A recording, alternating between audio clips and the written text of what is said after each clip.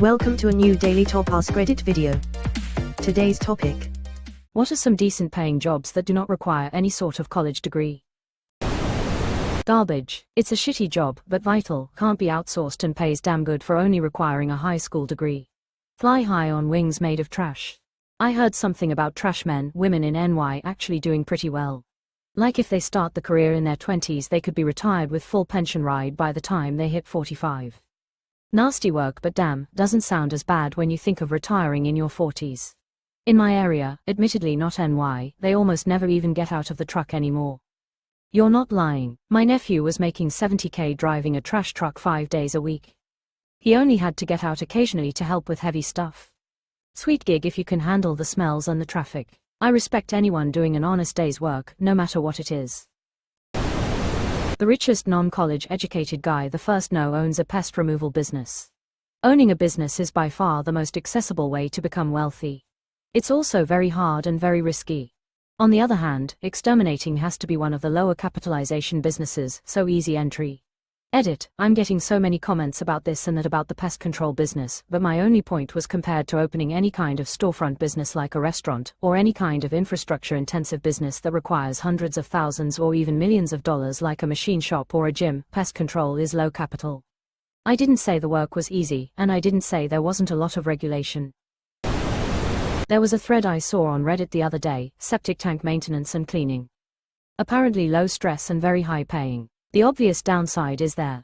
The custodian at my last office job was one of the coolest old black dudes you'd ever meet. Vietnam vet, got out, had a business for a while, got tired of it, wound up kinda just doing everything.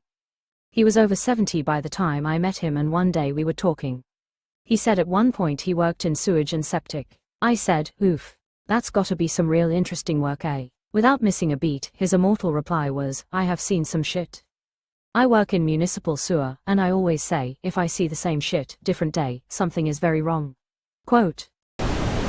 Railroad. You won't have much of a life outside the job, and you'll probably collect divorces like Thanos collects infinity stones, but you can make 100K pretty easily once you've got a little seniority. Jobs around trains are noticeably more hazardous than your average job. You'd think, avoid the giant moving train car, is easy enough, but alas, so many accidental deaths. I don't think that the incident rates are any different, but the consequential gradient is a lot sharper. I don't know a lot of people who only get kinda hit by a train. Yeah, I looked into doing this for a while. Basically, unless you're willing to drop everything you have and be 100% dedicated to the job, good luck. Want relationships, family, kids? Probably not gonna work out that well unless they all know that's your life first and foremost. I mean, you can find shift work on the railroad, too bad that shift is likely to be 11p-7 or with Tuesdays and Wednesdays off, lol. And forget all about Christmas, you'll be at work then too. Does pay well though, and railroad retirement is pretty great. I've seen this posted before, and an important question to ask is what is well paying, doesn't require a college degree and works 40 hours a week max. Yup. The guys I work with get paid a lot for an hour of their time, but they also have to work 100 plus hours per week for a few months per year, rain or shine. They have a lot of toys they never get to use. However, they are all paid for. Yep, that sounds a lot like the oil field. I grew up in Texas, so I know a ton of guys who did it after high school, and although it pays well, it's miserable. They actually don't make that much per hour, mid-low $20s per hour, but they literally work 100 plus hour weeks, so they all clear 120K per year.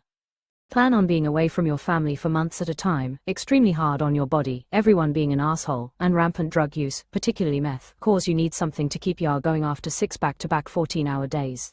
There are no low education, well-paying easy jobs unless nepotism is involved. There are 4 things that will make a job pay you higher. Working long, working hard, working smart, working dangerously. Jobs only pay what supply versus demand is at the time, so you'll never find an easy piece of cake job paying super well. If there was one like that, everyone would be qualified, applying, and they'd lower their wages. Yeah, plus well-paying in Florida is a hell of a lot different than New York or California. Local cost of living plays just as much of a part on your quality of life as your yearly salary. You must not live in Florida because the cost of living has skyrocketed here in recent years. I don't think a single person could live alone in their own apartment for less than $50,000 per year, and even that would be a struggle, especially if you have a car payment too. Florida is definitely not a cheap place to live anymore. Florida is not far off from NY or CA these days, lol. Transportation, logistics. All you need are critical thinking and multitasking skills. Yeah, I used to work for a recruitment headhunter firm that specialized in logistics, and the candidates were all making mad money with very generous benefits. Some of them started off in supermarket jobs as teens and worked their way up to logistics that way. How do you work your way up from registers to logistics? Do you become like a product manager then straight to a logistics career? I saw some dude post about how he started with nothing and now has a $250K per year business repairing garage doors. That's all he does, and now he doesn't even do it, he just staffs his employees. I know nothing about it and I'm usually very suspicious of anything anyone says here, but I bought it. I think garage door springs are supposed to be mega fatal. So one of my garage door springs broke earlier this year and I asked the guys if it's as dangerous as it's made out to be, and they said regular garage door springs can hurt you but the chances of significant injury or death are almost zero. They did mention a different kind of residential garage door spring that is absolutely deadly, but they said they're not common. I make $83,000 to $115,000 a year as a mailman. I went to school and didn't need to. There are other jobs in the post office that also clear $100K after time served. USPS.com/careers. The grind to regular is brutal but worth it in the end. I honestly disagree. I worked as a PSE for about a year at my post office and the wait for a regular spot was a minimum of 6 years. That means for the next 6 years I would be working 6 12-hour days a week, depending on the volume. My city has a population of about 300,000 people, half of the year and the other half getting incredibly inconsistent hours because they might not need me any given day. Also, they don't give you health insurance because you're technically a contract employee and they can basically do whatever they want.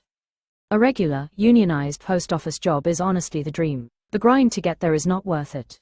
Drive a fork at USPS. 10 hours days, 50 a week. 25 years in, gross are $100,000. Also have pension. Piggybacking off this, I'm a USPS custodian and make $78,000 a year. From what I've heard though, you start out at $58,000. I started as a clerk 8 years ago and changed jobs last year. I was making $26 an hour as a forklift driver at a deep freezer. Edit, I also wanted to add that my job was to sit and wait for people to palletize boxes of fish to drive them in, so I'd wait 20 minutes on my phone, then drive a pallet in for 2 minutes, then back to waiting, rinse repeat. Can confirm, worked at an ice cream plant and the freezer forklift guys waited for the robots to finish stacking and palletizing the ice cream, then once a pallet finished, they picked it up and put it in the racks. The racks go up 4 or 5 spaces high, so you do need to be a good forklift driver. You also need to tolerate -20°F with the gear you are wearing. You get lots of breaks too. Just adding on to this to say that the cold is harsh. There are some forklift drivers who work inside the freezers constantly. I was an order selector in a freezer and the money was good, but I ultimately had to quit because I got sick at least once a month and my body was in severe pain. I would actually say that $26 per hour is not enough for what many people do in freezers. Freezing is an understatement. It's insane how cold they get when you're in one long enough. Once I was in the deep freezer for like 30 minutes with no gloves and I thought at the time that I might have done serious damage when I came out. Bartending, honestly. If you find a good place and you know what you're doing, you can both be respected and make comparative bank. I make about $35 an hour for a 40-hour week and genuinely enjoy what I do. This is 100% accurate, but it has a shelf life. There are typically no benefits, and it is hard on your body. Typically younger, more attractive bartenders make more money. Unfortunately, they are usually the ones to piss that money away and be in trouble when they get older and their back, knees, or liver start giving them trouble. I have seen career bartenders do very well for themselves. I've also seen quite a few wind up in bad financial situations.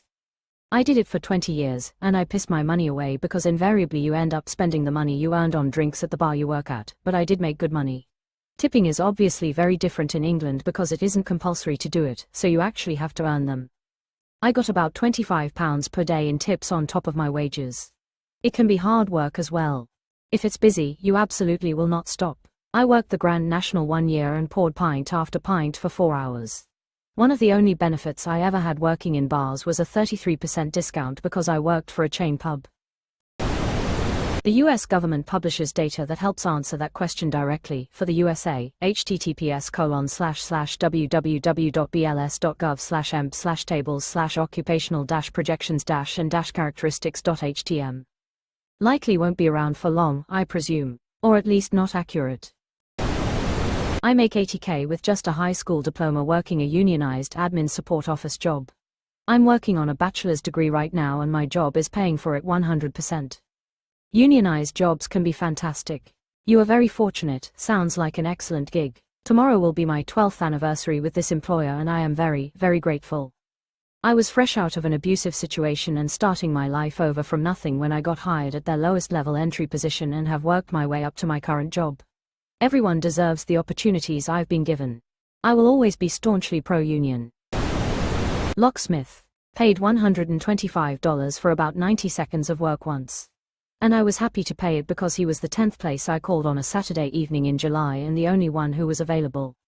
Dude charged me like $75 for a new car key. Meanwhile to have the dealership. Like $250 and my brand made them in pairs so $500 plus labor and getting it towed. Dude came to my house. Gave me a key within like 5 to 10 minutes. I had a friend that became a locksmith. As a kid his parents used to ground him by locking away things. The hero origin story we've been waiting for.